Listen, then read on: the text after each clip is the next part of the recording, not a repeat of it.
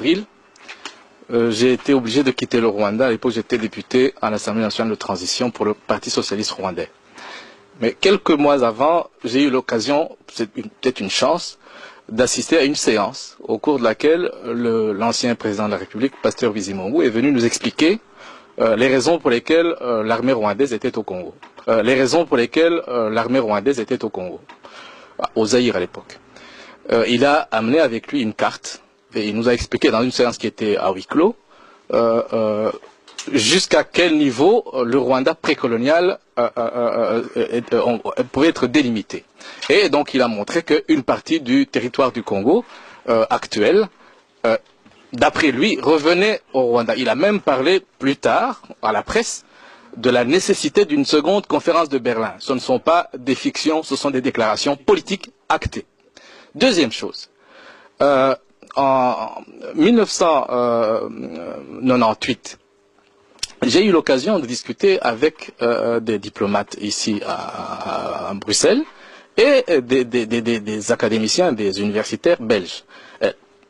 Des deux types de discussions que j'ai pu avoir, il y a au moins un académicien, un universitaire belge qui a parlé de la nécessité de l'établissement d'un État tampon entre le Rwanda et le Congo, comme solution, d'une part, à l'instabilité du Kivu, et d'autre part, à l'instabilité du Rwanda. L'État tampon devra servir à absorber le trop-plein de population rwandaise qui ne peut pas trouver de la place au Rwanda. C'est un projet qui existait depuis avant la colonisation. C'est pas une fiction. Il y a eu un mouvement, un organisme précolonial qui a été, colonial, qui a été mis en place par la tutelle belge pour transférer de façon organisée des populations du Rwanda vers le Congo. Donc c'est une chose qui est là, qui existe. Récemment, et c'est le dernier mot que je vais dire, un diplomate belge a parlé, je ne vais pas dire son nom, je suis désolé, je ne peux pas révéler quel est son nom, a parlé de façon univoque, donc sans équivoque, de la nécessité pour l'opposition rwandaise d'envisager le fait de prendre part à un projet de création d'un État tampon. Donc ce qui veut dire, ce sont des choses réelles, ce ne sont pas des fictions. Maintenant, il se peut que ces projets échouent, il se peut que ça n'aboutisse pas. Ça ne serait pas la première fois que ces projets de balkanisation de l'Afrique échouent. Et honnêtement, les FDU sont totalement défavorables à ce type de projet. Et ici, je les dénonce avec force.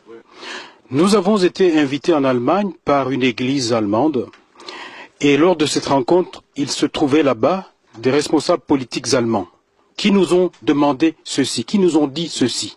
J'ai écrit ceci, ce que je vous dis, je l'ai même déjà écrit dans un livre, c'est vous dire que j'assume parfaitement ça. Ils nous ont dit que si nous, société civile du Sud Kivu, étions prêts à aller jouer auprès de notre population ce rôle-ci, d'expliquer que si nous acceptons que le Kivu soit rattaché au Rwanda, l'Allemagne et l'Europe sont prêts à faire un plan Marshall pour le Kivu. On dit que si nous, société civile du Sud Kivu, étions prêts à aller jouer auprès de notre population ce rôle-ci, d'expliquer que si nous acceptons que le Kivu soit rattaché au Rwanda, l'Allemagne et l'Europe sont prêts à faire un plan Marshall pour le Kivu. On dit que si nous, société civile du Sud Kivu, étions prêts à aller jouer auprès de notre population ce rôle-ci, d'expliquer que si nous acceptons que le Kivu soit rattaché au Rwanda, l'Allemagne et l'Europe sont prêts à faire un plan Marshall pour le Kivu. Ce n'est pas de la fiction, monsieur. C'est vrai que peut-être que de nouveau, comme on l'a dit tout à l'heure au niveau géopolitique, les Rwandais ne sont pas forcément à la base de ça. Mais ceux qui tirent les ficelles, ils veulent ça. Quand on parle de Nkunda, aujourd'hui, Nkunda dit qu'il a 350 000 réfugiés qu'il doit réinstaller. Où?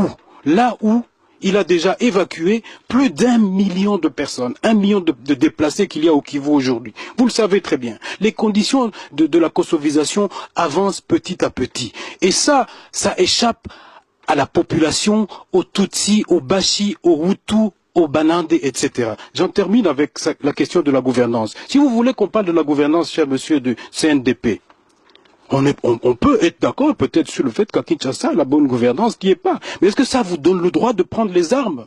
Est-ce que ça vous a donné le droit de ne pas participer au processus électoral? Non, parce que vous avez un plan qui est bien déterminé. J'ai quitté Bukavu le 16 octobre et mon départ de Bukavu est symbolique. Comme vous le savez, depuis le 10 août 1998, des troupes rwandaises et ougandaises, actionnant certains Congolais, ont envahi, ont agressé notre pays en passant par les provinces du Nord et du Sud Kivu. Je me suis rendu compte après un temps, 2 mois et demi, que cette soi-disant rébellion, que ce mouvement appelé par les animateurs de libération n'en était pas. Il y en a eu d'abord à une échelle réduite. Nous devons signaler que tous les officiers congolais qui étaient à Bukavu ont été lâchement assassinés. Je pense que c'était le 4 août à l'aéroport de Kavumu par les troupes rwandaises.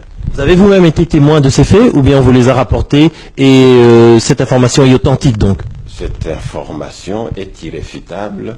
Les rebelles eux-mêmes pourraient la confirmer s'ils sont honnêtes et j'espère qu'ils le sont. Il y a eu aussi à grande échelle dans la chefferie de Lwindi, chefferie de Lwindi, ça c'est dans le territoire de Mwenga, des massacres qui ont coûté la vie à plus ou moins 400 personnes. Mais les personnes qui ont été citées essentiellement, c'était des autorités, notamment le chef coutumier, le Mwami, son épouse. Tous les deux, je les connaissais très bien. C'était des jeunes intellectuels qui avaient accepté d'aller vivre à la campagne pour redonner l'espoir aux villageois. Il y a eu des prêtres, des religieuses et tout un tas d'autres personnes. Donc des massacres, il y en a eu. Ici, je ne parle pas d'enlèvement, de ce qui se passe dans la cité d'Ouvira en face de Bujumbura, où des personnes ciblées sont tuées. Donc on ne peut pas chercher à démontrer le contraire, c'est évident, des massacres. Et si vous était donné de délivrer un message par rapport à la population congolaise qui suivra cette cassette, quelle sera la teneur de votre message? Mon message serait simple, c'est que nous les Congolais, nous devons savoir que l'avenir, notre propre avenir, c'est chez nous. Nous devons avoir l'attention tournée toujours vers chez nous. Et nous devons tout faire pour protéger les intérêts de notre territoire. Pour le moment, ce que je demanderai aux Congolais, c'est de porter loin les informations que je viens de livrer. Le Congo a été agressé. Les troupes rwandaises sont bel et bien là-bas. S'il y a des Congolais, c'est comme si un père de famille se trouvait agressé par des bandits, mais à qui son propre enfant a cédé la clé de la porte d'entrée.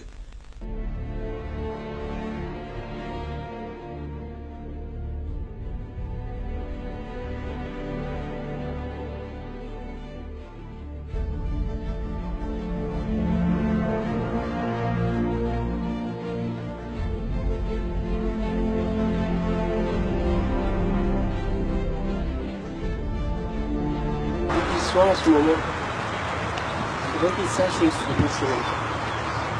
Il a aussi 7 enfants. À ce moment-ci, je ne sais pas si je ne comptais pas sur les bons amis.